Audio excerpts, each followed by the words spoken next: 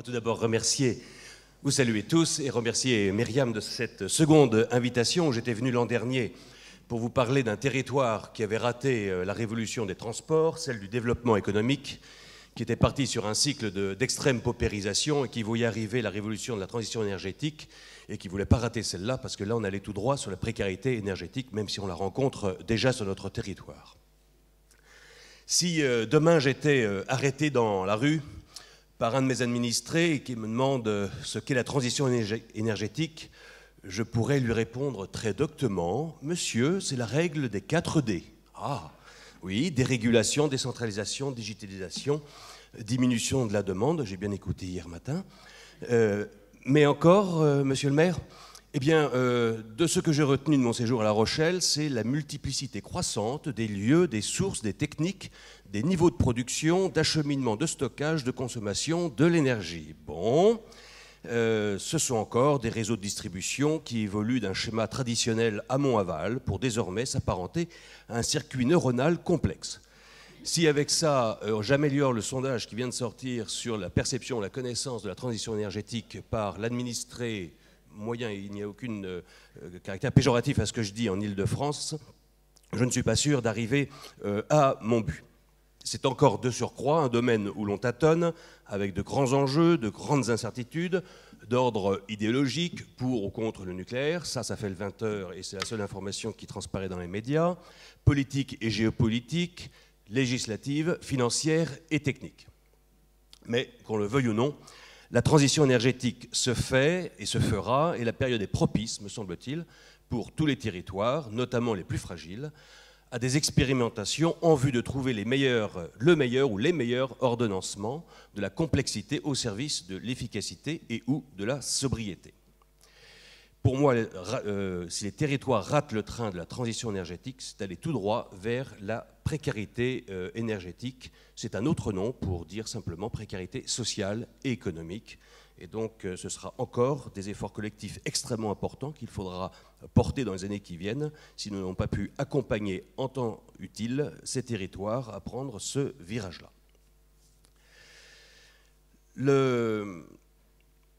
Un certain nombre d'impulsions, effectivement, viennent de l'Europe, viennent du législateur au niveau national, mais avant que les choses descendent jusqu'au terrain et en fonction des difficultés que ces mêmes terrains rencontrent, je pense qu'il y a également un certain nombre d'initiatives à prendre localement très fortement.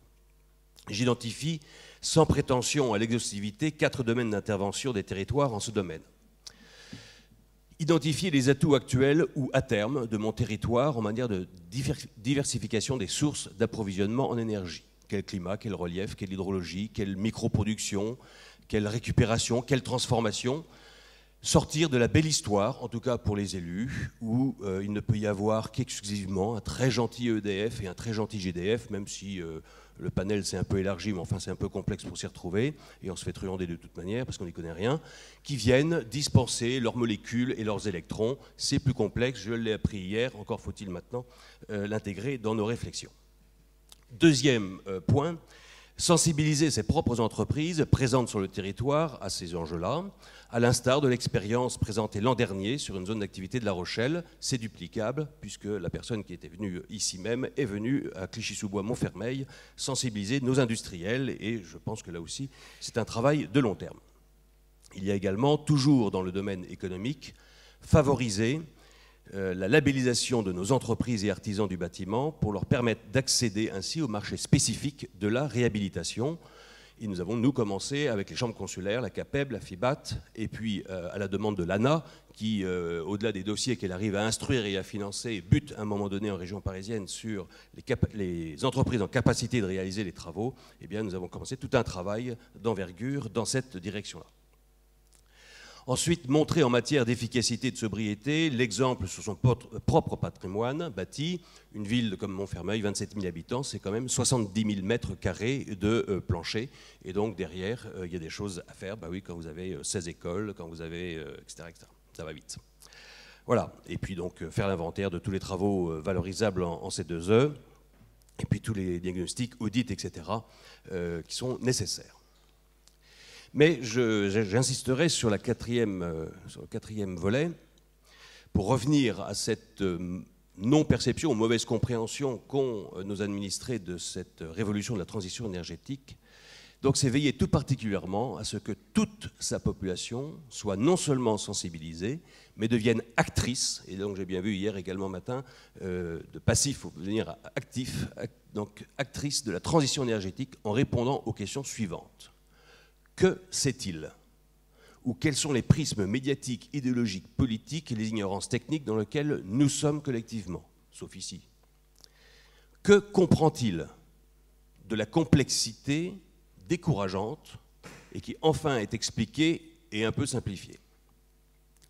Que souhaite-t-il ou quelle confiance fait-il au sujet et à l'interlocuteur? Et j'y reviendrai tout à l'heure, je pense que là on a quelque chose de très important sur lequel travailler. Car même s'il est savant, ce n'est pas pour autant qu'il peut passer à l'acte. Que doit-il ou quelle est la réalité de ce qui doit être fait après expertise technique indépendante de la situation et éviter les démarchages sectoriels intempestifs qui, je dirais, ne répondent pas à la globalité de la problématique, bien au contraire. Que peut-il, ou la question de la solvabilité, au sens large, coût, gain, aide, subvention, facilité en termes d'emprunt, que sais-je, toute la panoplie, toute l'ingénierie financière qu'il faut savoir présenter. Que fait-il? Et là, on constate le passage à l'acte. Mais vous voyez, il y a auparavant un certain nombre de questions auxquelles il faut pouvoir répondre. Je distingue très rapidement trois types d'habitats. Pour les habitats les plus abîmés en collectif, que ce soit copro ou social, l'Agence nationale de rénovation urbaine a permis d'immenses choses. Il y a ensuite, quand vous êtes sur le secteur intermédiaire, donc pas suffisamment pauvre pour pouvoir bénéficier de l'aumône publique, mais pas suffisamment riche pour pouvoir en sortir tout seul. Donc c'est toujours cette strate intermédiaire qui, à ce jour, est encore un peu mal couverte et qu'il faut pouvoir travailler. Deuxième type d'habitat, c'est les habitats anciens de centre-ville. Là, l'ANA également a fait de bonnes et belles choses, mais toujours pareil, il y a toujours un seuil intermédiaire dans la solvabilité qui n'est pas couvert. Par contre, le phénomène émergent, c'est le diffus pavillonnaire, cette grande nappe pavillonnaire que l'on peut trouver en région parisienne dans les banlieues et qui sont en grande mutation, en grande fragilité, vulnérabilité et pour lequel il n'y a pas d'outils. Hier, quelqu'un disait le parc automobile, c'est 15 ans pour se renouveler, le parc immobilier, c'est 100 ans. Eh bien, imaginez qu'un maire roule avec des voitures d'aujourd'hui et en même temps des calèches à cheval d'il y a un siècle. Et en termes d'habitat, et c'est à peu près ça. Moi, mes premiers pavillons sur Montfermeil, ils datent de 1905. Autant vous dire qu'en termes de précarité énergétique ou de compétitivité énergétique, c'est pas vraiment le top. Et donc là, il y a véritablement des mutations qui sont à l'œuvre. Et on s'aperçoit que toutes les populations qui avaient accès avant dans les centres-villes ou dans les cités, maintenant que ça a été régulé par les interventions de l'ANA ou de l'ANRU, eh bien, se reportent sur le pavillonnaire et très rapidement, pour resolvabiliser, je dirais, l'opération immobilière d'acquisition et du fonctionnement de la maison, eh bien, à ce moment-là, c'est garages, caves et combles qui servent à accueillir 1, 2, 3, 4 familles supplémentaires. Et c'est comme ça que très rapidement, des quartiers basculent. Donc il faut trouver une organisation qui puisse rassembler toutes les compétences en capacité de répondre à toutes ces questions en ayant conscience que pour le succès de ces opérations, les phases initiales, connaissance, compréhension, confiance, ont besoin d'être très enracinées, très en prise directe avec le terrain et d'utiliser au mieux le tiers de confiance qui est encore le maire, encore l'élu qu'on ne déteste pas trop. Il faut donc articuler enracinement de proximité, et bien évidemment mutualisation des moyens d'ingénierie technico-financiers à une plus vaste échelle. Si on reprend la région Île-de-France, ville de Montfermeil, 27 000 habitants. Interco à Clichy-sous-Bois, 60 000 habitants. Contrat de développement territorial dans le cadre de Grand Paris avec 5 villes, et on arrive à peu près à 3 x 6, 150 000 habitants.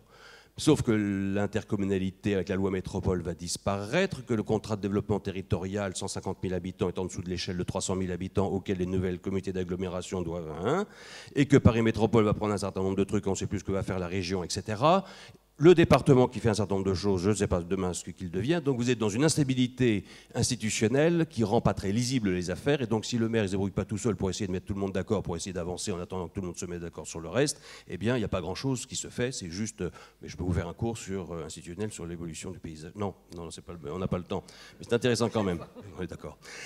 De même, conviendra-t-il de redéfinir les rôles des syndicats professionnels, je pense notamment en Ile-de-France, Syperex, IGIF, dans leur accompagnement à ces démarches, sachant notamment les moyens financiers accrus, puisque la loi de finances de 2014 leur a permis de ponctionner sur les communes 50% de la taxe sur la consommation finale d'énergie. Pour une ville comme Montfermeil, c'est moins 200 000 € dans nos caisses, plus 200 000 € pour 27 000 habitants dans les caisses de ces syndicats, sauf que ces syndicats y rassemblent 100 communes, donc vous faites rapidement les ratios et vous voyez les sommes colossales qui sont en jeu, mais je n'ai pas encore entendu beaucoup de choses sur ce qu'ils allaient faire de cet argent.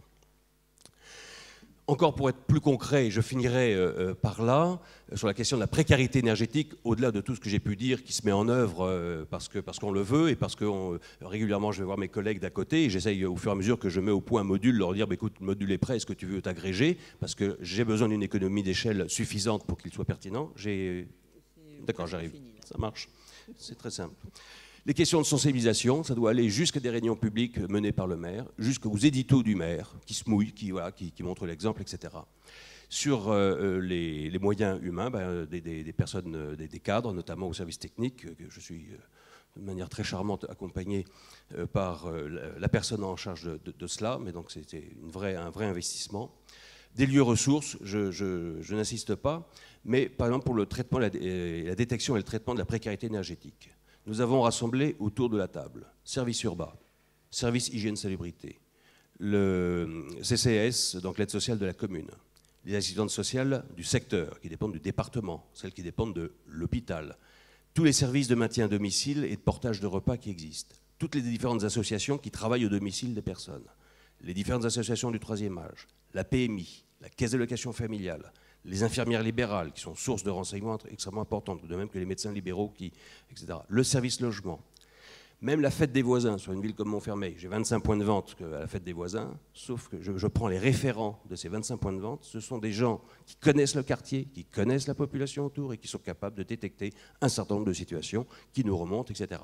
On ne vient pas nous voir, sauf quand c'est trop tard, pour la précarité énergétique. On peut être très en amont avec tous ces petites sonnettes qui existent, que l'on rassemble et qui nous permettent ensuite, avec tous les moyens mutualisés, d'agir le plus rapidement possible.